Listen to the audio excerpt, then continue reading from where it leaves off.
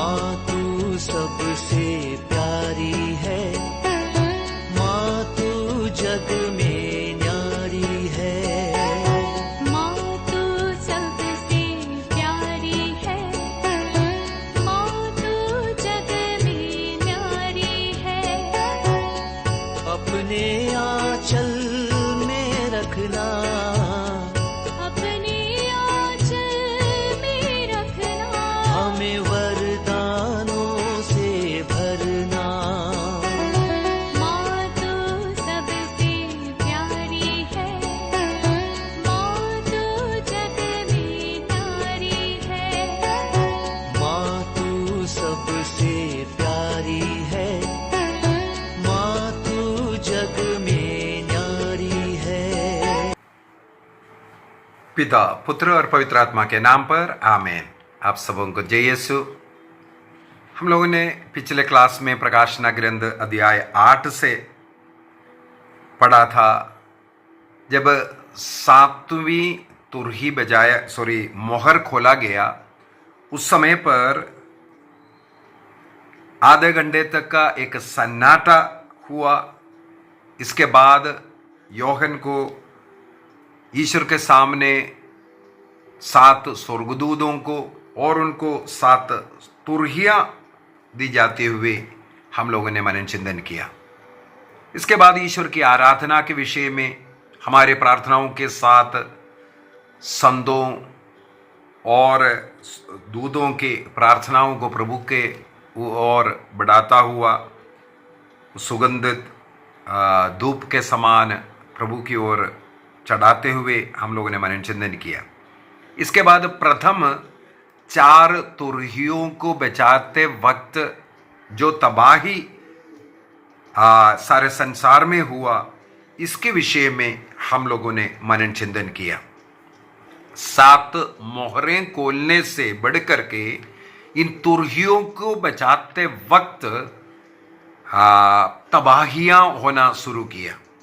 हम लोगों ने 7 मोहरें खोलते वक्त पढ़ा था। सबसे पहले मनुष्यों के ऊपर असर पड़ा, इसके बाद प्रपंच के ऊपर। यहां पर उल्टा हम लोग देख रहा है। ये जब तुरहियां बजाना शुरू किया, उस समय पर प्रपंच पर तबाहियां शुरू हुआ, असर शुरू हुआ। तो पाप जो ईश्वर के विधान के अनुसार नहीं जी रहा है, पाप की जिंदगी जी रहा है, उनके कारण इस प्रपंच में, संसार में जो कष्ट, पीड़ाएं, जो विपत्तियां हो रहा है, उसके विषय में हम लोगों ने मनन चिंतन किया। आज के क्लास में प्रकाशना ग्रंथ अध्याय 9 वाक्य 1 से आगे हम लोग पढ़ेंगे। 5वीं तुरही को बचाता हुआ। 5वीं तुरही स्वर्गदूत जब बजाया, उस समय पर क्या हुआ? प्रकाशना ग्रंथ अध्याय 9 में वाक्य 1 से 12 तक वचनों को आज के क्लास में हम लोग मनन चिंतन करेंगे। मैंने पहले भी आग्रह किया था, बाइबल को साथ में रह करके उसको पढ़ना और साथ में सुनना आपको अच्छी तरह समझने के लिए और मन में बैठने के लिए एक उपयोगी रहेगा। इसलिए उस पाठ को बार बार पढ़ना, ताकि इसको और अच्छी तरह समझ पाए। और आप लोगों को इसमें कोई भी डाउट हो, वो आप लिख करके टिप्पणी में लिख भी सकता है। आपको क्लास कैसे लगा ये भी जरूर लिखिए, और अन्य लोगों को भी ये क्लास पहुंचाने का भी कष्ट करना। तो अध्याय 9 को वाक्य 1 से हम पढ़ने जा रहे हैं। 5वें स्वर्गदूत ने तुरही बचाई। मैंने एक तारा देखा जो आकाश से पृथ्वी पर गिरा था, और उससे अगाध गर्त के विवर की कूंची दी गई। वाक्य 2 को भी पढ़ लेते हैं। उसने अगाध गर्त का विवर खोला, इस पर विवर से धुआं निकला जो बड़ी भट्टी के धुएं जैसे था, और विवर के धुएं से सूर्य और वायुमंडल अंधकारमय हो गया। बाकी 1 और 2 में सबसे पहले हम लोगों ने सुना, 5वीं जब तुरही स्वर्गदूत के द्वारा बचाया गया, उस समय पर एक तारा को स्वर्ग से गिरता हुआ, गिरता हुआ तारा स्वर्गदूत का प्रतीक नहीं है। कई जगहों पर तारा स्वर्गदूत का संत का प्रतीक के रूप में हम लोग बताते हैं, लेकिन गिरता हुआ तारा स्वर्गदूत का प्रतीक नहीं, बल्कि जो स्वर्गदूत गिरा है, जो शैतान बना है, उसका प्रतीक बन जाते हैं। अब वो जो तारा, उसको क्या मिला है? अगाध गर्त के विवर की कुंची दी गई। इसका मतलब शैतान को अगाध गर्त के विवर आप समझ रहा होगा। अगाध गर्त जो है, वहां पर हमें ऐसा सोचना चाहिए कोई ऐसा गर्द है, उसमें कोई ताला लगा हुआ है, बंद है, कुछ बंद रखा हुआ है, उसको खोलने का अधिकार इस शैतान को देता हुआ हम लोगों को मिलते हैं। और जब उसने उसको खोला, तब वहां से धुआं निकला, जो बड़ी भट्टी के धुएं जैसे था, जो आकर के वायुमंडल को और सूर्य को अंधकार में बनाया। और आगे चल कर के भी हम लोग इसके विषय में इस प्रकार का कई वर्णन हम लोगों को मिल सकता है। अब इसको समझने के लिए, जैसे मैंने बोला, ये तारा है, वो स्वर्गदूत नहीं होगा या कोई और दूत नहीं हो सकता, कोई संत नहीं हो सकता, क्योंकि ये गिरा हुआ जो तारा के रूप में है। इसको समझने के लिए अपोकलिप्टिक ग्रंथ है, कुछ किताबें हैं, उनमें से एक एनोक का किताब है। उस एनोक के ग्रंथ के अंदर अध्याय 18 वाक्य 12 से 16 तक अपोकलिप्टिक है। हमारे बाइबल के अंदर माना हुआ नहीं है, उसको जो बाइबल से निकाला हुआ किताब है, बाइबल में शामिल नहीं है, एनोक का किताब। और उसके अध्याय 18 वर्स 12 to 16 में, और चैप्टर 86 वाक्य 1 में इस प्रकार के जो स्वर्गदूत, जो नरकदूत बन गया, इसके विषय में लिखा हुआ है। इससे क्या हमें समझना चाहिए? इस प्रकार के गिरे हुए जो तारे से प्रभु क्यों कार्य कर रहा है?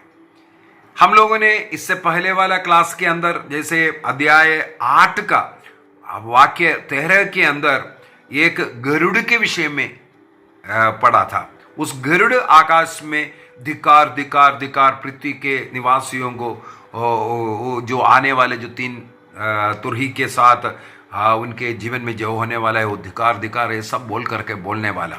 और उसी प्रकार गणना ग्रंथ 22 के अंदर एक गधा बात करता हुआ, बिलियाम की गधा, हम लोग ये भी देखते हैं। इसका मतलब जानवर हो या पक्षी हो या इस प्रकार का शैतान हो, हम लोग नए विधान के अंदर भी देख सकते हैं। ईसा मसीह को ईश्वर कह करके सबसे पहले बोलने वाला शैतान है। तो ईश्वर के पहचान का प्रकट करने के लिए या ईश्वर के कार्य को ईश्वर किसी भी प्रपंच सृष्टि से, प्रपंच की कोई भी शक्ति से वो करा सकता है, ये है इसका मतलब।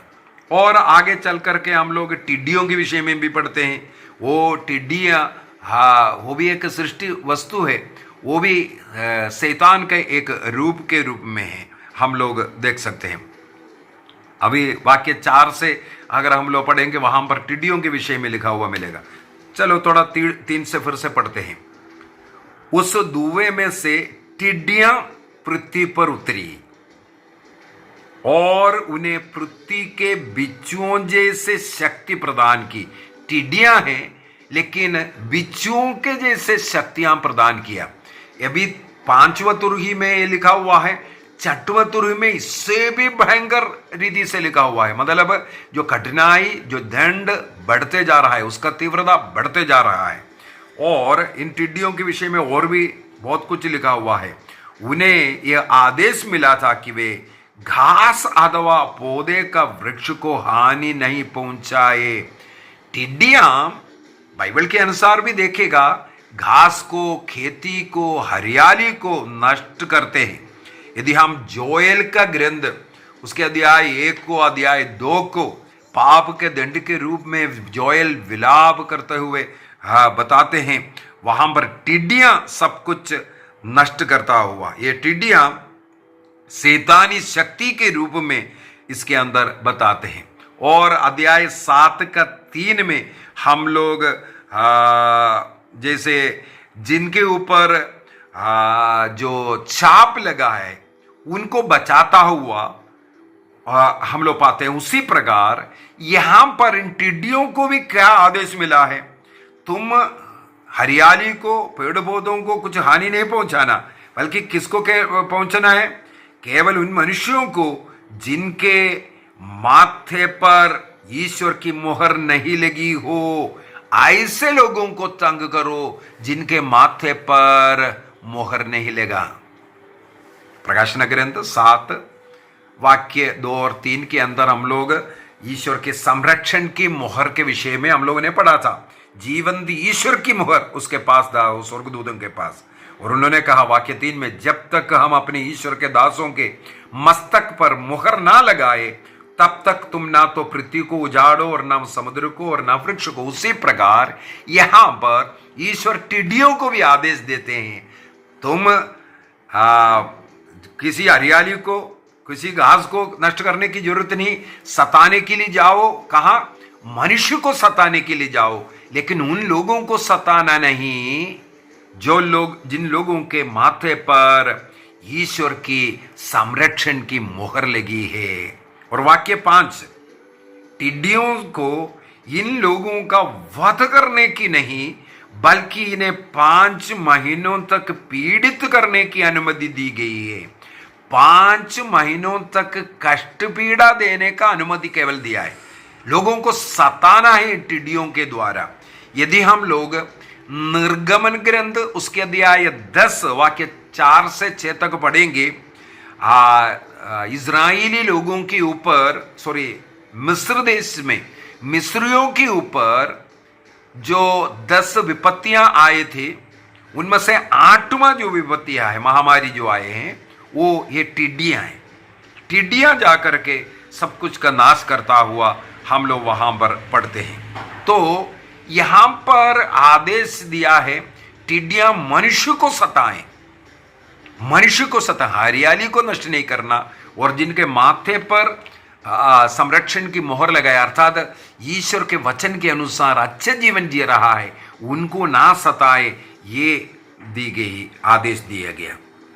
इसके बाद वाक्य 6 वहां पर लिखा है, उन दिनों मनुष्य मृत्यु की खोज करेंगे किंतु वह उन्हें नहीं मिलेगी, वे मरने की अभिलाषा करेंगे किंतु मृत्यु उनको भागती रहेगी, उनसे भागती रहेगी। मरने के लिए, मरना अच्छा बोल करके उन लोग कोशिश करेगा, लेकिन उन लोगों को मृत्यु नहीं मिलेगा। इस प्रकार का सतावट कितना समय, 5 महीनों की सतावट लिखाए, थोड़ा सा एक समय दिया है।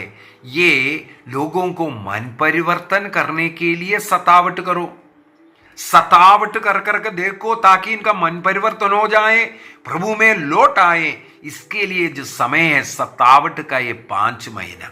अब ये 5 महीना टिड्डियों को क्यों दिया है?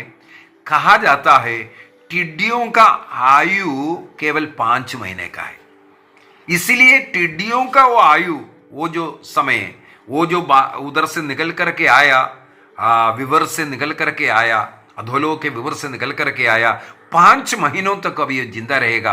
उन 5 महीनों तक लोगों का जो ईश्वर के वचन के अनुसार नहीं जी रहा है, उनको तकलीफ दे दो, तंग दे दो, तंग करो, ताकि उनका मन परिवर्तन हो जाए, ये लिखा। यदि हम लोग वाक्य 7 से 12 तक के वचनों को पढ़ेंगे, इसका उन टिड्डियों के विषय में और वर्णन किया हुआ है। वहां पर लिखा है, उन टिड्डियों की आकृति युद्ध के लिए सुसज्जित अश्वों जैसे थे। कई बार हम लोग रथ के और जो घोड़े उसके जैसे टिड्डियों को तुलना करते हुए बताते हैं। बाइबल में भी यही लिखा हुआ है। ऐसा लग रहा था कि उनके सिरों पर स्वर्ण मुकुट हो, उनके मुख मनुष्यों के मुख जैसे थे, उनके केस स्त्रियों के केस जैसे, उनके दांत सिंह के दांतों जैसे, ऐसा लग रहा था कि उनके कवच, लोहे के कवच, और दोनों डायनों के आवाज जो युद्ध के लिए निकलने वाले दौड़ने वाले घोड़ों के, दौड़ने वाले बहुसंख्यक रथों के आवाज जैसे और अश्वों की आवाज जैसे थे। और उनकी पूंछ, वाक्य 10 में लिखा हुआ, उनके पूंछ जिसमें डंक थे बिच्छुओं की पूंछ जैसे हैं। इसका मतलब वो डंक भी मार सकता है, मुंह से भी काट सकता है, डंक भी मार सकता है। इस प्रकार लोगों को बहुत तकलीफ देने वाला, ये यहां पर जो लिखा हुआ वर्णन है, जो बाइबल पंडितों का मत है, ये जो टिड्डियों का ये वर्णन इसलिए लिखा है,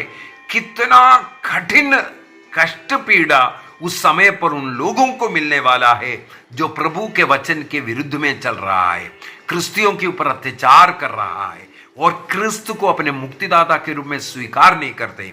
ईसाई होकर के अच्छा क्रिस्तीय जीवन, ईसा मसीह के जैसे जीवन नहीं जीता है, ऐसे लोगों को कितना कष्ट पीड़ा मिलने वाला है, इसके विषय में यहां पर लिखा हुआ है। और वाक्य 11 में उनका एक राजा था, अर्थात आगाध गर्द का दूध। अभी इन टिड्डियों के एक राजा का नाम लिखा हुआ है, जिसका नाम इब्रानी में अब्दोन है और यूनानी में अपोलुदोन है। ये अब्दोन का नाम है विनाश, और अपोलुदोन जो यूनानी भाषा में उसका अर्थ है जो विनाश करने वाला, विनाशकारी जो चीज विनाश करने वाला। तो विनाश और विनाशकारी यहां पर उसका राजा का नाम डाला है, और उन दुष्ट लोग उनका फॉलोवर है। अभी यहां पर ऐसा क्यों डाला है? कारण है उस समय पर जो गैर यहूदी लोग, विशेषकर जो रोमन साम्राज्य के अंदर एक देवता है अपोलो बोलते हैं, अपोलो, वो सूर्य भगवान ऐसे ऐसा कर करके जो अपोलो का आराधना करते हैं। अपोलो की आराधना करने वाले इन लोगों को वो उनका जो संरक्षक है, उनको खुशहाली देने वाला है, ऐसा बोल करके उनकी आराधना करने वालों को ये चेतावनी दे रहा है, जिनकी तुम आराधना करने वाला अपोलो है वो तुम्हारा विनाशक है, तुम्हारा विनाश करने वाला व्यक्ति है, तुम्हारा नाश उसके द्वारा है जिनको तुम ईश्वर मान कर रखा है, जिनका तुम फॉलोवर बन करके जा रहा है। इसलिए वो जो नाम अपोलियोन नाम डालने का, इस अपोलो से मिलकर के जो यूनानी भाषा का उस नाम डालने का इसका मतलब है वहां की ओर इशारा है।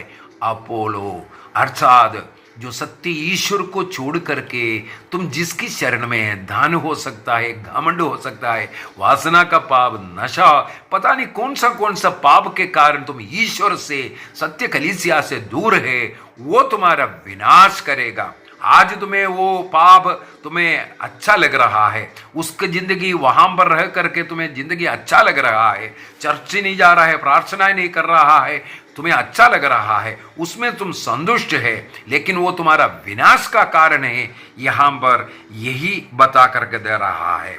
इसके बाद वाक्य 12 में लिखा है, पहली विपत्ति अब बीत चुकी है, इसके बाद 2 विपत्तियां और आने वाली है। छठी तुरही के द्वारा यहां पर किसी को मार डालता हुआ नहीं मिल रहा है, केवल तकलीफ दे रहा था 5 महीना। अब छठी तुरही में वो भी हो जाएगा। आइए हम अपनी आंखों को बंद करें। हमारे जीवन में जहां परिवर्तन की जरूरत है, पाप को छोड़ने की जरूरत है, तैयार हो जाइए।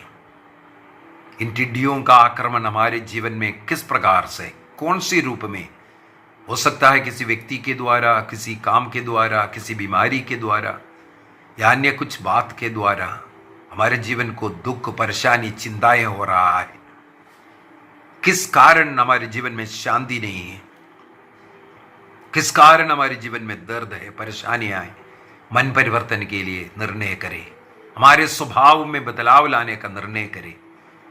ये जीवन में जो होने वाला जो दुख, कष्ट, परेशानी, अशांति हमारा पाप का परिणाम है। उस अधोलोक के उस गिरे हुए उस नक्षत्र को, उस तारे को चाबी मिला हुआ है हमें संकट में ले जाने के लिए, हमें कष्ट देने के लिए, ताकि हमारे मन परिवर्तन होवे। प्रभु चाहता है एक भी नष्ट ना हो, सबके सब स्वर्ग राज्य में प्रभु के संगति में रहे। इसलिए कष्ट दे करके हमारा सुधार करना चाहते हैं। क्या हम सुधरने के लिए तैयार हैं? पिता, पुत्र और पवित्र आत्मा के नाम पर आमीन। आप सबों को जय यीशु।